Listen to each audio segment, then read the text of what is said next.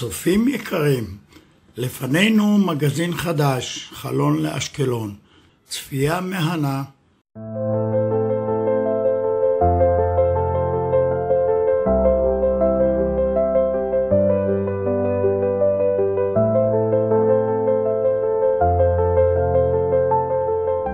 בתאריך 7/10/2023, בשבת שמחת תורה, ארגון הטרור חמאס פתח במלחמה נגד מדינת ישראל.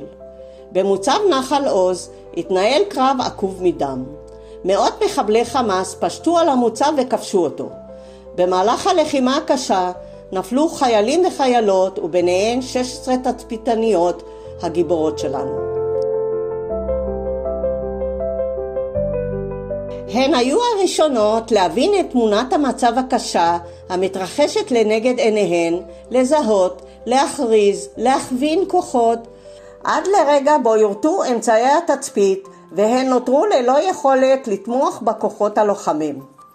לצערנו הרב, הן היו במיגונית, היו הראשונות להיפגע, ולאחר מספר שעות החמ"ל הוצת באש, והן מצאו את מותן במקום שהיה להן לבית.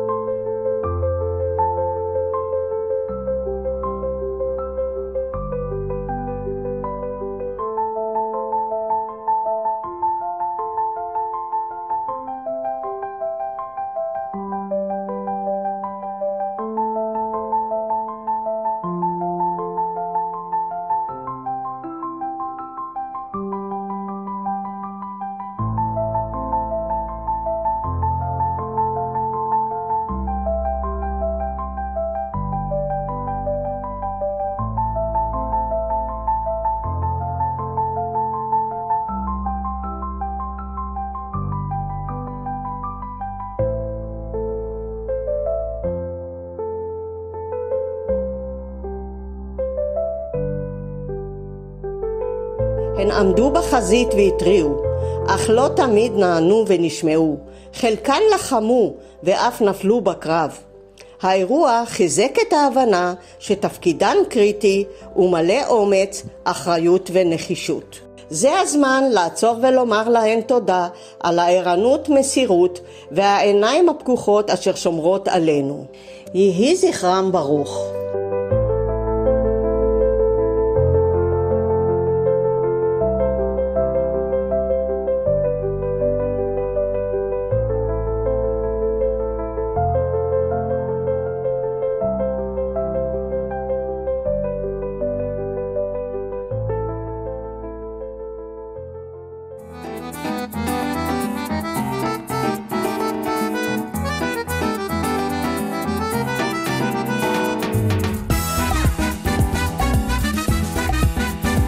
במוזיאון החאן באשקלון נפתחה תערוכת צליל וצבע השישית במספר, והאמנים הם בוריס וולקוף פסל וויקטוריה וחנוביצקי ליברמן ציירת.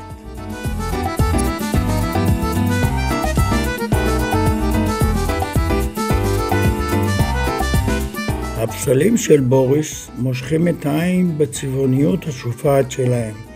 הם עשויים מחומר קרמי מיוחד עם קונסטרוקציה של עץ, פרופילים ברזל, צבועים בחומרים מיוחדים ונושאים עמם אופי קומי, גרוטסקי ותיאטרלי.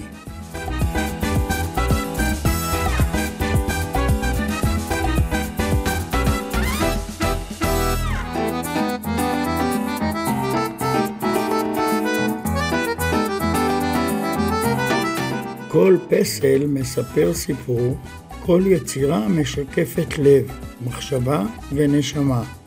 מי שמביט ביצירותיו רואה לא רק אמנות, אלא את האדם מאחוריהם.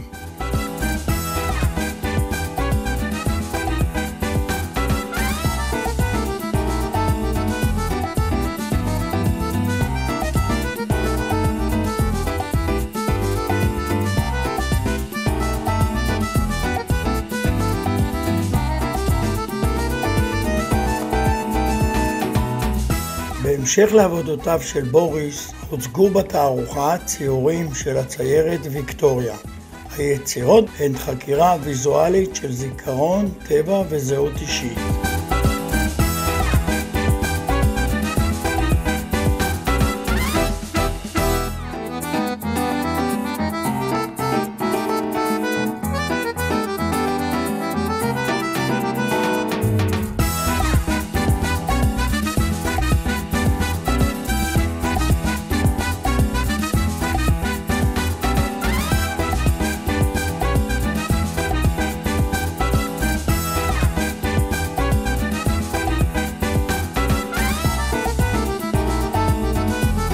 נהניתי מאוד מביקורי בתערוכה.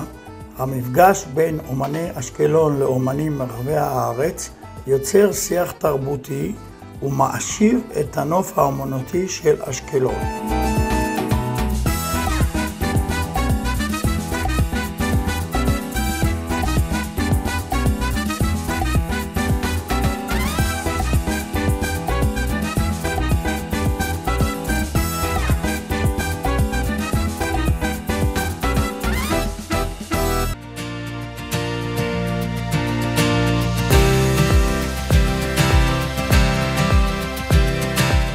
ישראל מרמלשטיין, משורר מאשקלון. פגשתי אותו במרכז הפרידר לשמוע את סיפורו. ישראל, מתי ולמה התחלת לכתוב שירה? אתה יודע, כאילו שהבטן מתחילה לקרקש. יש איזה משהו שצריך לקרוא, משהו שצריך לפרוץ. אז לקחתי את הדף נייר וכתבתי 2 מילים. ואחר כך אמרתי, רגע אחד, יש עוד 4 מילים, ויש עוד 8 מילים, וזה, אתה לא כותב את זה בסדר, אתה כותב את זה בערבוב, אתה מבין? בשנייה הראשונה זה לא מתאים למה שכתבת. אז אתה יושב ובודק ועוד פעם ועוד פעם ומתאם, וככה זה יוצא. אז יש שירים שהם יוצאים יותר בקלות. יש שירים שיוצאים מאוד קשה. אבל זה בא מבפנים? הכל מקרי. הבן שלי הצעיר שאל אותי שאלה במתמטיקה, לא יכולתי לענות, באתי לחנות, ישבתי בשקט ויש לי תשובה. אני, המקרו והמיקרו ואני. לא סופר, אדם רגיל שחשב לפתור תרגיל, אך מצא מילה כתובה ועבר גם חוויה. מילה וצליל שינו צורה, התגבשה זו השירה, בוערת סוערת מעצימה, מי יכבה את השריפה? המילים עולות פורחות, מי יחנוק את השורות? התחושה כל כך טובה, פורקן ללב לנשמה. נכתבו מילים בדם, שאדם אך לא נדם, שנמצא את התקווה ותבוא איזו שלווה. ככה זה התחיל. בעצם השירה הייתה תחליף בשבילך לדברים אחרים. תראה, אני התבטאתי גם בדברים אחרים, אבל לפעמים יש איזו תחושה פנימית של משהו שאתה רוצה לבטא אותה בדרך מיוחדת. אתה מבין? אז למשל אצלי 2 שורות נגמרות אותו דבר. רגיל ותרגיל, צורה ושירה, מעצימה ושריפה, על אותו משקל. ככה יצא, התחיל באיזה מקום ונמשך הלאה. עברת מחלה מאוד מאוד קשה, ספר לי עליה. הייתי במשמר האזרחי 14 שנה, ובא המשלח יום אחד ואמר, ישראל תקשיב, אני לא יכול לאשר אותך לפעילות, כי הרופא לא מאשר אותך. הלכתי לרופאת משפחה שלי, אמרתי לה, אני צריך מכתב לזה, אמרה לי, הכל טוב ויפה, אבל יש בעיה. הלכתי, עשיתי בדיקות דם, קיבלתי למחרת היום טלפון שהבדיקות לא בסדר, הלכתי לבית חולים, הגעתי לאשפוז מבית חולים פה, הגעתי לבלינסון בפתח תקווה, והתברר שאני חולה בסרטן דם, לוקמיה. טיפלו בי במחלקה בכפפות של משי. ראיתי את המסירות אין קץ של הרופאים ושל האחיות. אז הדברים האלה מביאים אותך לחשוב, זה אירוע מיוחד. כתבתי שיר, המלאכים בלבן. בדיקה פשוטה עושים כל יום, ולא נותנים כבוד מקום. מצד לצד אותך תטיל, אלוהי, מי אותי יציל? בא הדוקטור אומר מסביר, ומבהיר לך המחיר. הפה פתוח לרווחה, והמוח בצעקה. בדיקות דם הן המדד, ואתה כל יום נפחד. הטיפולים אינם קלים ונמשך הרבה ימים. כולם כאחד מלאכים בלבן, אך הם אומרים רגיל מובן, אליהם איננו נשואות שיאמתו את התקוות.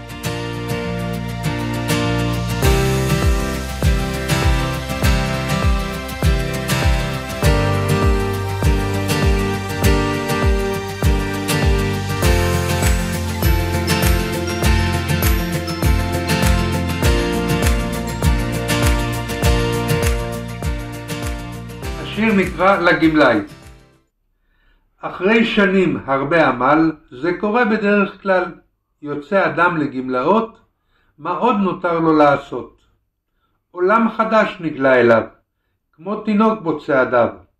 לא צריך הרבה חזון, אך דרוש מעט רצון. אולי ללמוד באיזה חוג, אם אפשר, אז סתם לדוג. עם הנכדים לגן לצאת, לקהילה עזרה לתת, לקרוא ספרים בסתם פינה, לטפל גם בגינה, על כוס קפה לפגוש חבר, ואפשר להתברבר. עשה הכל, נהג איפוק, גם תמצא זה הסיפוק. אל תשקע בדיכאון, עוד נותר לעשות המון. ישראל, אני רוצה להודות לך על שהקדשת מזמנך. תודה.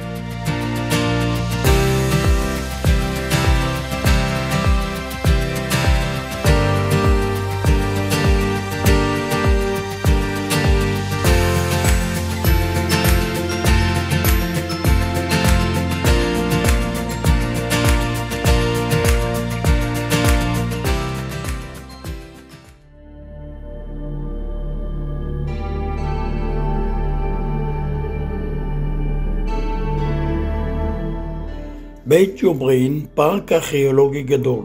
במקום ישנם כ-500 מערות וכוכים מהתקופה ההלניסטית. המערות באתר הם חלק מיישוב גוברין שעבר תהפוכות תרבותיות נוכח העמים שהיו בו.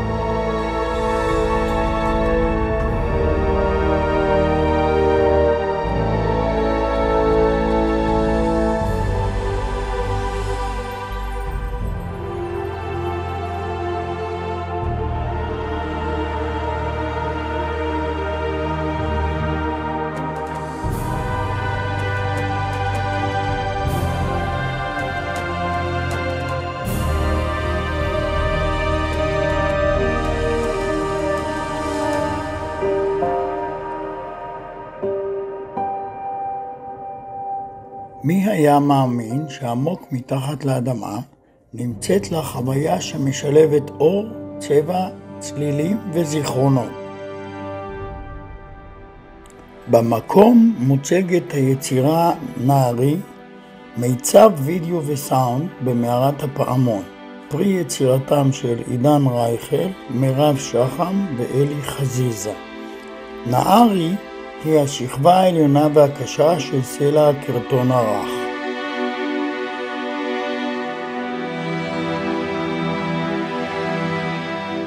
המיצב שלפנינו מספר את סיפורם של אנשי הדממה, דרכם מובילה אותם אל ארץ אלפי המארות. שם מתגלים הסלעים והחיות כנושאי זיכרון קדום מתרבויות העבר.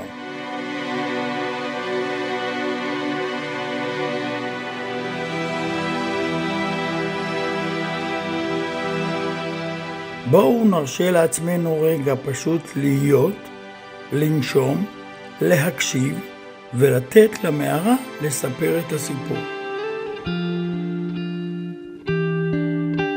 סוף היום, שירים שכבר שכחתי חוזרים אליי, בכל מילה מוצא אותך, עכשיו לצאת אל הרחוב.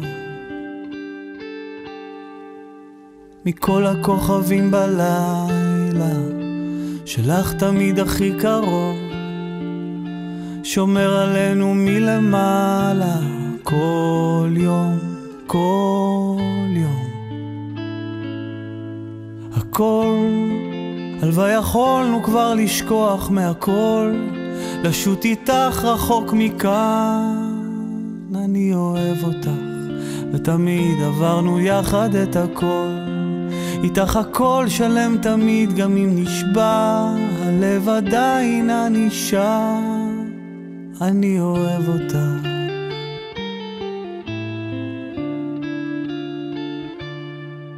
ואת היית שם לצידי, תמיד נשארת, גם כשנגמר הכוח לא עזרת. שנינו זה בית, ואת יודעת את הכל גם בלי מילים, מבט אחד רואה אותי בפנים. שנינו זה בית,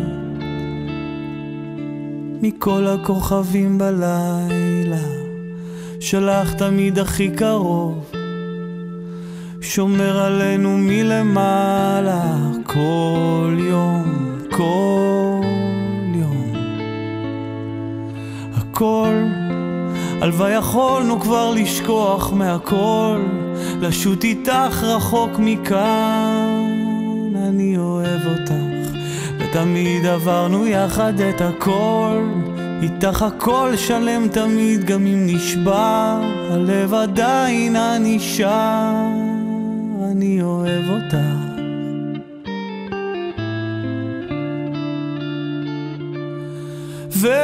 ואת היית שם לצידי, תמיד נשארת, גם כשנגמר הכוח לא עזרת.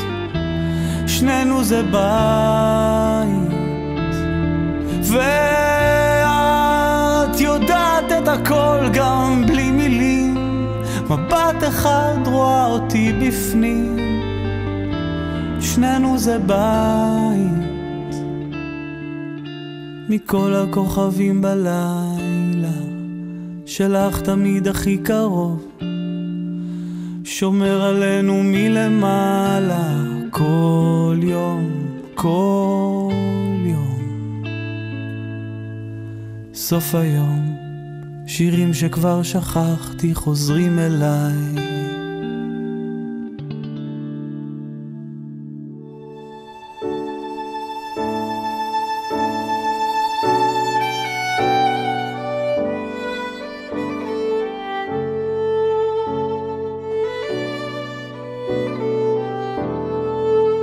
בעקבות הפסל גן שעוני השמש הממוקם בגן צ'צ'יק במרכז הפרידה אשקלון, נסעתי לביקור במושב בורגטה אשר בשרון הצפוני, ובלב המושב נטוע גן פסלים אותן יצר האומן יגאל תומרקין, חתן פרס ישראל לשנת 2004. הגן משתרע על שטח רחב ובו מוצגים הפסלים. תומרקין שכר מבנה ששימש לסטודיו בו ריתך ופיסל את יצירותיו. הסתובבתי בגן והתרשמתי מהפסלים, כבדי המשקל, רוחבם וגובהם. בגן ניצבים עמודי אובליסק טוטם שהזדקרו לשמיים, דקים וגבוהים. תומרקין רכש וקיבל מצה"ל כלי נשק פגומים, גרוטאות ברזל, ומהם יצר אסמפלאז'. אסמפלאז' היא טכניקה אומנותית תלת-ממדית מחיבור של חפצים שונים.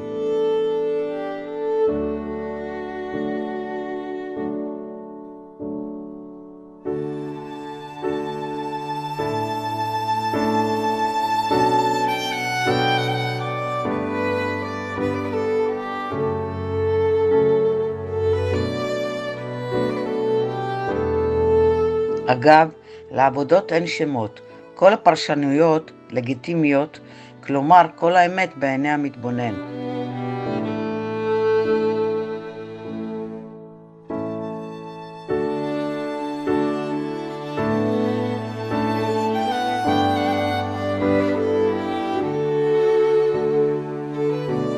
כל פסל מסדרת הקרוניות הוא מין מטען חבלה פיסולי המשוגר על פסי הברזל אל המטרה בקצה המסילה.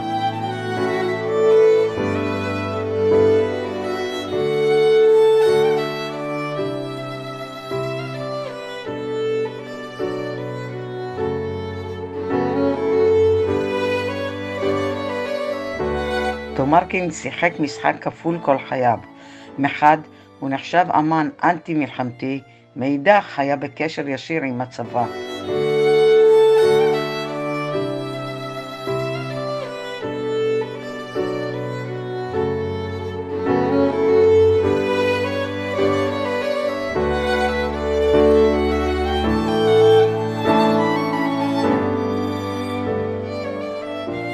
בכל פעם שאני רואה פסל של יגאל תומרקין, זה מעלה אצלי את מפלס הרגש. זה מדבר אליי, זה מדבר איתי.